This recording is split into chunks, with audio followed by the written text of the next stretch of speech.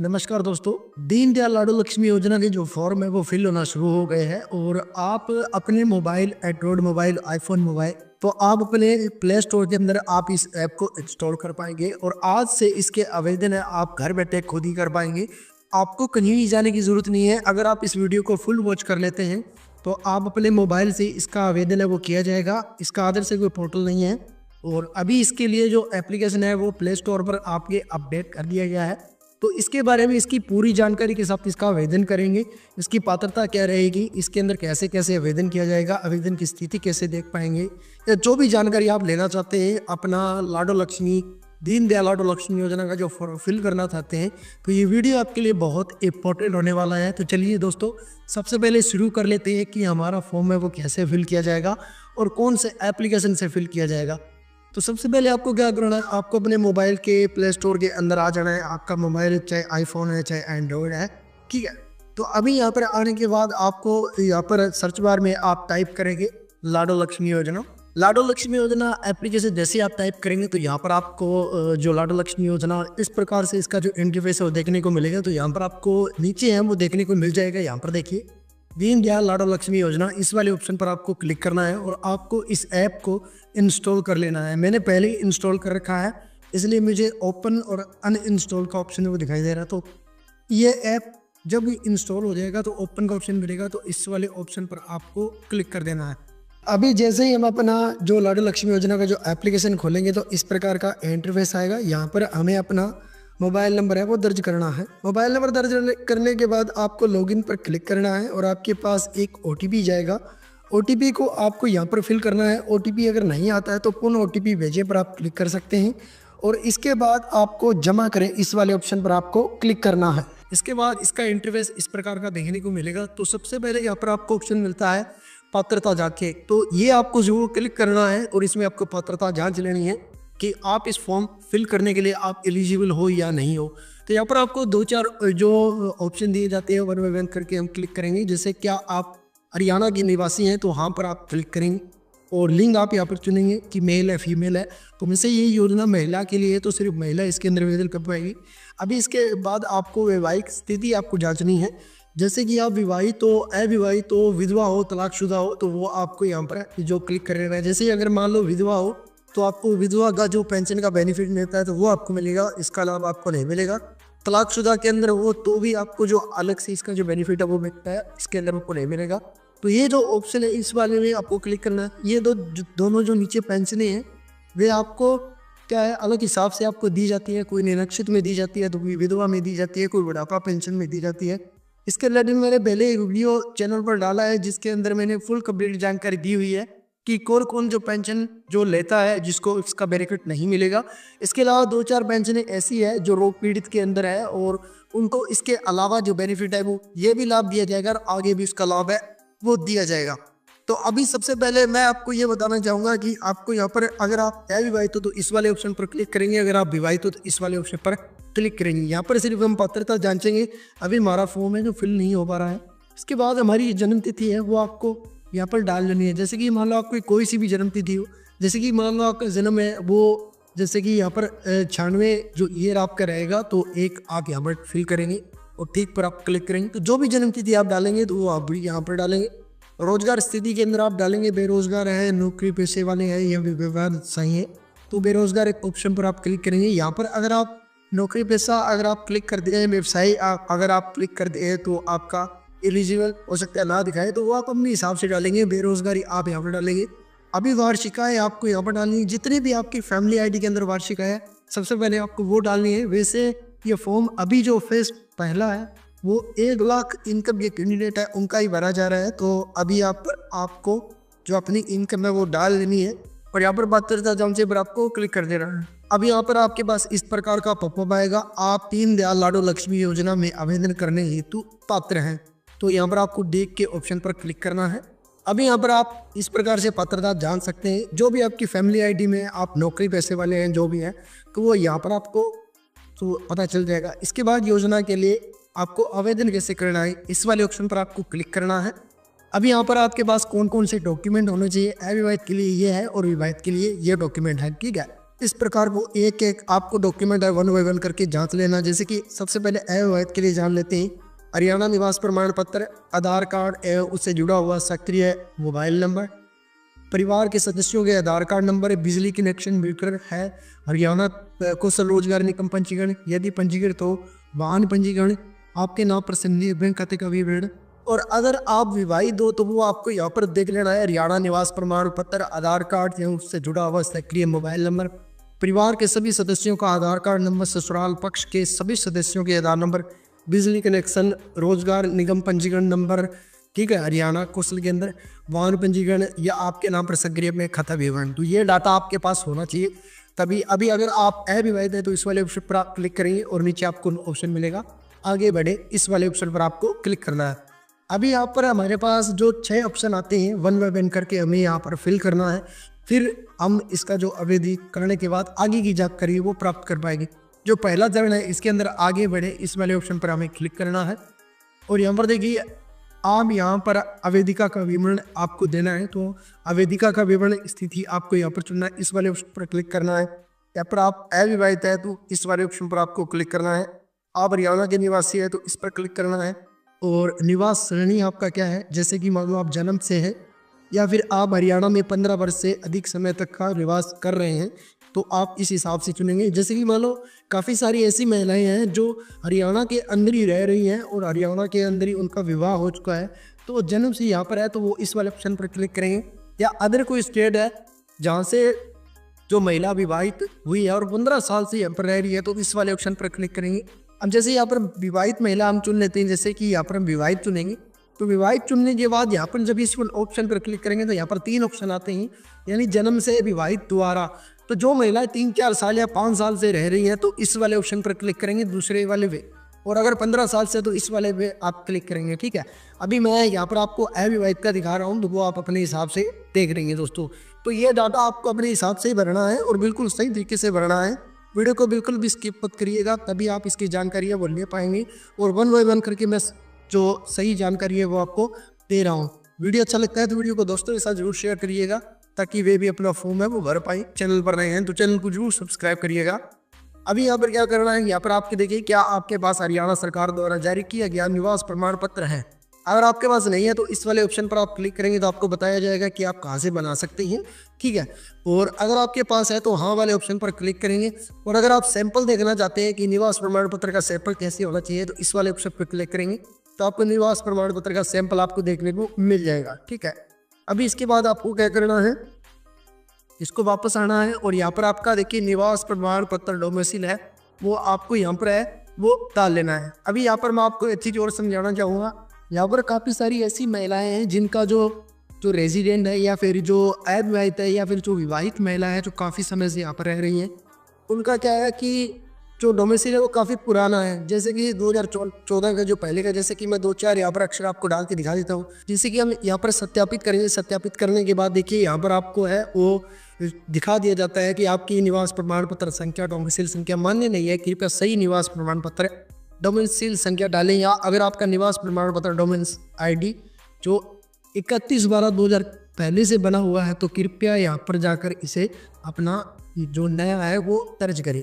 तो ये चीज़ें आपको अच्छे से ध्यान रखनी है। ठीक है, और ये चीज़ें आप यहाँ पर डालेंगे तो आपका वेरीफाई है वो इस प्रकार से आप यहाँ पर जो क्लिक करके आप अपना डाटा भी चेक कर सकते हैं। और इससे बाद का आप रेजिडेंट यहाँ पर डालेंगे, इससे पहले का आप यहाँ पर ना डालें तो ये आपको बेनिफिट आगे है जो फ़ायदा मिल पाएगा।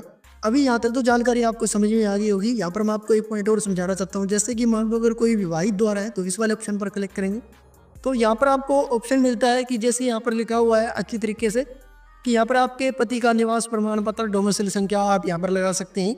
आपका जो पति है उसका जो रिहायशी है वो 15 साल तक जो रहना चाहिए, जो आपका पति है वो 15 साल हो चुके हैं हरियाणा में रहते हुए, तो आप इसका आवेदन कर सकते हैं। जैसे कि या तो जन्म से रह रहा है या 15 साल किसी अदर स्टेट में रहकर यहाँ पर हरियाणा के अंदर 15 साल से रह रहा है तो अभी आप इसके अंदर यहाँ पर आप अपना जो पति का निवास प्रमाण पत्र का डोमिसाइल संख्या है वो लगाकर आप सत्यापित कर सकते हैं। अभी यहाँ पर आपको एक चीज़ का और ध्यान रखना है। यहाँ पर जैसे सैंपल निवास प्रमाण पत्र करते हैं तो यहाँ पर जो ये तीर का निशान है ई दिशा ID है वही आपको नीचे है वो डालनी है। ठीक है, इस बात का आपको पूरा ध्यान रखना है कि आप नंबर डालो और बार बार आप ट्राई करो दोस्तों। ठीक है, तो अभी यहाँ पर आपको क्या करना है, इसके बाद आपको आपका नाम है, डोमिसाइल नाम वगैरह दिखा देगा, तो आगे बढ़े के ऑप्शन पर आपको क्लिक कर देना है। अभी दोस्तों इसका जो आगे का इंटरफेस है इस प्रकार का आएगा। यहाँ पर आपको अवेदिका या फिर महिला है उसका आधार नंबर आपको यहाँ पर फिल करना है। आधार नंबर फिल करने के बाद नीचे ये ऑप्शन है, इस वाले ऑप्शन पर क्लिक करना है, क्योंकि हम अपना आधार अथेंटिकेट करेंगे तो सत्यापित के ऑप्शन पर आपको क्लिक करना है। अब यहाँ पर आपके जो मोबाइल नंबर है उस पर एक OTP जाएगा और OTP को आपको यहाँ पर दर्ज करना है। जैसे कि हमारे पास OTP आ चुका है और इसके बाद हम इस OTP को यहाँ पर है वो फिल करेंगे। OTP फिल करने के बाद आपको जमा करने के ऑप्शन पर आपको क्लिक करेंगे तो थोड़ी देर ये प्रोसेस लेने के बाद आपको जो भी महिला है उसका कंप्लीट डाटा है यहाँ पर आपका शो करेगा। अभी यहाँ पर आपको आगे बढ़ने का ऑप्शन मिलेगा, यानी कि आपको यहाँ पर जो जांच है वो कर लेनी है, ठीक है। और यहाँ पर आपकी उम्र वगैरह है वो भी आपको यहाँ पर पूरी दिखा दी जाएगी, जैसे कि डेट ऑफ बर्थ वगैरह सारी जानकारी आपको मिल जाएगी। तो इस फॉर्म के लिए 23 साल की उम्र का होना ज़रूरी है, ठीक है। इसके बाद आपको आगे बढ़ने के ऑप्शन पर आपको क्लिक करना है और यहाँ पर अगर आपकी आधार कार्ड से पुष्टि करेंगे, अगर आपकी उम्र कम होगी तो यहाँ पर आपकी उम्र का जो पॉपअप है वो भी यहाँ पर देखने को मिलेगा, यानी कि आपको बता दिया जाएगा कि आपकी उम्र है वो कम है। यह योजना 23 वर्ष या उससे अधिक आयु की महिलाओं के लिए अंत वर्तमान में आप इस योजना के लिए पात्र नहीं है। तो ये सारी चीज़ें आपको अच्छे से समझ लेनी है दोस्तों, ठीक है। आपको इस वीडियो के अंदर साथ के साथ ही एलिजिबिलिटी, साथ के साथ आपका उम्र का क्राइटेरिया, सारे डॉक्यूमेंट है, सारी जानकारी प्रॉपर मिलने वाली है, तो वीडियो को बिल्कुल भी स्किप करिएगा। इसके बाद आपको ठीक के ऑप्शन पर आपको क्लिक कर देना है। अभी यहाँ पर आपको एडिट का जो ऑप्शन मिलता है ये मैंने आपको दिखाने के लिए किया है। इसके बाद आपको क्या करना है, फिर से आपको जो किसी और महिला जिसका आप आवेदन करना चाहते हैं तो उसका आपको इस हिसाब से है वो यहाँ पर फिल करके और डाटा डाल लेना है। अभी यहाँ पर अगर आपका डाटा बिल्कुल एक्यूरेट सही होगा तो आपकी उम्र वगैरह यहाँ पर सही दिखाएगा। और आगे बढ़े इस वाले ऑप्शन पर आपको क्लिक करेंगे तो यहाँ पर आपका नेक्स्ट इंटरफेस आपको देखने को मिल जाएगा, जैसे कि आपका वर्तमान पता, यानी कि आप कहाँ से बिलोंग वगैरह करते हैं वो डालना है। जैसे कि राज्य आपको चुन लेना है कि कौन सा आपका जो राज्य है, ठीक है। इसके बाद आपको यहाँ पर ज़िला चुनना है, आपका जो भी आपका ज़िला है वो ज़िला आप चुनेंगे। इसके बाद आपका ब्लॉक शहर है वो कौन सा है तो वो आप यहाँ पर चुन लेंगे, ठीक है। इसके बाद आपका वार्ड नंबर या फिर जो गांव वगैरह का जो वार्ड नंबर है वो आप चुनेंगे। इसके बाद घर का नंबर आप डालेंगे, ठीक है। अगर आपके पास घर का नंबर नहीं है तो आप अपने वोटर ID के अंदर डाल सकते हैं या फिर वैसे ही आपको याद है तो वो डाल सकते हैं। इसके बाद आपको यहाँ पर अपना पिन कोड है वो दर्ज कर देना है। ये सारा डाटा आपको अच्छे से डालने के बाद आगे बढ़े के ऑप्शन पर आपको क्लिक करना है। अभी दोस्तों इसके बाद में इसका नेक्स्ट इंटरफेस इस प्रकार का आता है। यहाँ पर आपकी वैवाहिक जानकारी मांगी जाती है, जैसे कि आपके पति का आधार कार्ड नंबर आपसे मांगा जाता है, यहाँ पर डालना है। पति का नाम आपको यहाँ पर डालना है और इस वाले कॉलम के अंदर करने के बाद आपको सत्यापित पर क्लिक करना है। थोड़ा सा लोड लेने के बाद इस प्रकार का आपके सामने इंटरफेस आएगा। यहाँ पर आपको आपका पति का जन्म स्थान है वो आपको चुन लेना है, ठीक है। इसके बाद इसका ब्लॉक आपको चुनना है, कौन सा ब्लॉक है। इसके बाद आपको पिन कोड नंबर आपको डाल देना है, ठीक है। और आगे बढ़े के ऑप्शन पर आपको क्लिक कर लेना है। अभी नेक्स्ट आपके सामने इस प्रकार का इंटरफेस आएगा। रोजगार स्थिति आपको चुननी है कि जो आप अवेदिका की रोजगार स्थिति क्या है, कि नौकरी पेशा है, व्यवसायिक, गृहिणी है, अन्य है, जो भी है। तो वो जो आपके फैमिली ID के अंदर है वो भी आप डाल सकते हैं, ठीक है। इसके बाद आपसे पूछा जाता है क्या आप हरियाणा कौशल रोजगार निगम के साथ पंजीकृत हैं। अगर आप हैं तो यस करेंगे, नहीं तो आप नो पर क्लिक करेंगे और जमा करें के ऑप्शन पर आप क्लिक करेंगे। अगर है तो यहाँ पर क्लिक करेंगे, यहाँ पर रोजगार कौशल निगम का नंबर वगैरह है वो डालेंगे और यहाँ पर आप जमा करेंगे ऑप्शन पर आप क्लिक करेंगे। इसके बाद आपका जो पहला चरण है वो कंप्लीट हो जाता है और दूसरा चरण है वो आ जाता है। जो पहला चरण है वो ग्रीन टिक हो जाता है, तो दूसरे चरण के ऑप्शन पर हम क्लिक करेंगे। यहाँ पर हमारा जो आवास का विवरण है वो डालना है कि हमारा आवास का विवरण क्या रहेगा। तो यहाँ पर आगे बढ़े के ऑप्शन पर आपको क्लिक करना है। अभी यहाँ पर आपका जो भी आवास का जो स्थिति है वो आपको डाल देनी है, जैसे कि आप कहाँ पर रहते हैं, बेघर हैं, कोई स्थायी निवास नहीं है, या पॉइंट है या अन्य है, जो भी है सरकारी पॉइंट जो भी है, किराए का मकान वगैरह है, तो उस हिसाब से आप डालेंगे। अगर अन्य है तो इस वाले ऑप्शन पर क्लिक करेंगे और यहाँ पर ऑप्शन चुनने के बाद यहाँ पर आपको आगे बढ़े के ऑप्शन पर आपको क्लिक करना है। अभी आपके विवाह से पहले आवासीय पता आपका क्या था वो आपको यहाँ पर चुन लेना है, जैसे कि आप हरियाणा से थे या किसी अन्य जो जगह से थे तो वो आप चलेंगे। अभी यहाँ पर हमारा दूसरा चरण चल रहा है, ऊपर आपको चरण दिखाई दे रहे हैं, ठीक है। ज़िला आपको डालना है कि कौन सा आपका ज़िला था, ठीक है, तो वो अपने हिसाब से आप डालेंगे। ब्लॉक, शहर आपको यहाँ पर डाल देना है। ये विवाह से पहले की स्थिति है वो आपसे पूछी जा रही है दोस्तों, ठीक है। इसके बाद आपका वार्ड नंबर वगैरह है वो आपको चुन लेना है कि कौन से वार्ड में से आप थे, ठीक है। इसके बाद घर का नंबर आप डालना चाहे, ठीक है, नहीं तो पिन कोड आपको यहाँ पर डाल देना है। पिन कोड डालने के बाद आपको जमा करें के ऑप्शन पर आपको क्लिक करना है। इसके बाद आपके जन्म के समय माता पिता का आवासीय पता आपको डालना है, ठीक है। यहाँ पर आपको जो जिला है वो डालना है, ब्लॉक शहर डालना है, गाँव डालना है, घर नंबर डालना है, पिन कोड डालना है। तो जो भी डाटा आपके पास है, जो स्टार लगे हुए हैं, वो आपको कंप्लीट करने हैं। सारा डाटा अच्छे तरीके से डालने के बाद आपको जमा करें के ऑप्शन पर आपको क्लिक करना है। अभी यहाँ पर आपसे जानकारी मांगी जाती है कि बिजली कनेक्शन संख्या यानी मीटर संख्या आपकी क्या है, तो वो आपको यहाँ पर डाल लेना है। जैसे कि मान लो DHBVL दक्षिण हरियाणा बिजली वितरण निगम, या फिर आपको जो आपका आएगा तो उस हिसाब से आप डालेंगे, ये ऑटोमेटिक उठा लेगा। इसके बाद आपको बिजली का जो कनेक्शन है वो आपको डालना है। अगर आप सैंपल देखना चाहें तो सैंपल यहाँ से आप देख सकते हैं कि कौन सा नंबर आपको है वो डाल लेना है, ठीक है। और अगर आप सैंपल मीटर संख्या देखना चाहें तो वो भी आप यहाँ पर डाल सकते हैं, ठीक है, अगर आपके पास नहीं है तो। अभी यहाँ पर हम क्या है, बिजली कनेक्शन नंबर हम डालेंगे। मीटर संख्या डालने के बाद आपको सत्यापित के ऑप्शन पर आपको क्लिक कर लेना है और ये थोड़ी देर प्रतीक्षा करने के बाद आपका डाटा है उठा लिया जाएगा और आपका जो भी बिल वगैरह आया है वो भी यहाँ पर वार्षिक रूप से उठाया जाएगा, जानकारी आपको मिल जाएगी। इसके बाद आपको जमा करें के ऑप्शन पर आपको क्लिक कर देना है। अभी यहाँ पर आपका दूसरा चरण है वो भी कंप्लीट हो चुका है और तीसरे चरण के अंदर आपके परिवार के सदस्यों का विवरण डालना है। तो आपको यहाँ पर नीचे आगे बढ़े इस वाले ऑप्शन पर आपको क्लिक करना है। अभी दोस्तों ये जो ऑप्शन आता है इसके अंदर देखिए माता पिता का जो विवरण मांगा जाता है, इसके अंदर आपको कुछ करना है। यहाँ पर जैसे कि अगर आप जीवित स्थिति चुनते हैं तो यहाँ पर आपको पिता का आधार नंबर देना है और OTP लेने के बाद आपका वेरीफाई हो जाएगा। इसके बाद नीचे आपका माता का विवरण आपको देना है।